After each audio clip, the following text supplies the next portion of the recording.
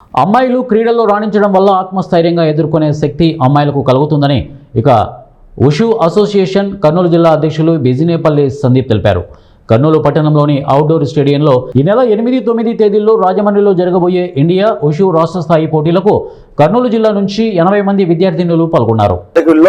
రాజమండ్రిలో జరగబోయే Khelo India wushu రాష్ట్ర స్థాయి పోటీలకు మన కర్నూలు జిల్లా నుంచి 80 మంది విద్యార్థినులు పాల్గొంటున్నారు.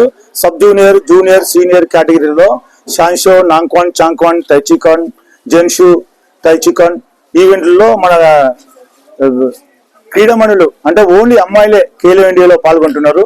ఈ కార్యక్రమానికి ఈరోజు అవుట్డోర్ స్టేడియంలో టీషర్ట్ల పంపిణీ కార్యక్రమం జరిగింది. ఈ కార్యక్రమానికి ముఖ్య అతిథిగా జిల్లా ఉషు సంఘం అధ్యక్షులు బిజినపల్లి సందీప్ సార్ గారు వచ్చేసి క్రీడాకారులకు టీషర్ట్లను పంపిణీ చేశారు. ఈ కార్యక్రమంలో వివిధ కోచ్లు కోసం ఇలా ముందరికి రావడం చాలా సంతోషం.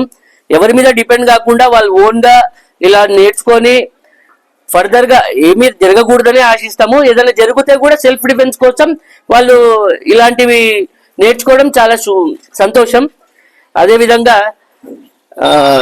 టీజీబీ ఉషు స్పోర్ట్స్ చాలా ఏళ్ల నుంచి సార్ వాళ్ళు సపోర్ట్ చేస్తా ఉన్నారు. ఈ అసోసియేషన్ కి కానీ కర్నూలు స్పోర్ట్స్ అంటేనే టీజీ వెంకటేష్ గారు, టీజీ భరత్ గారు చాలా సపోర్ట్ చేస్తారు. ఇలాంటి విషయాలకి ముందుండి వాళ్ళ లీడర్షిప్ లో మేము కూడా ఉంటూ మేము కూడా ఇలాంటి మంచి పనులు చేయాలి అని చెప్పేసి మేము కూడా ఇట్లాంటి ప్రోగ్రామ్స్ కి అటెండ్ అవ్వడం జరుగుతుంది. ఇది పాలిటిక్స్ కాదు, బట్ టీజీ భరత్ గారు మినిస్టర్ గా ఉండి ఎన్ని ఫ్యాక్టరీస్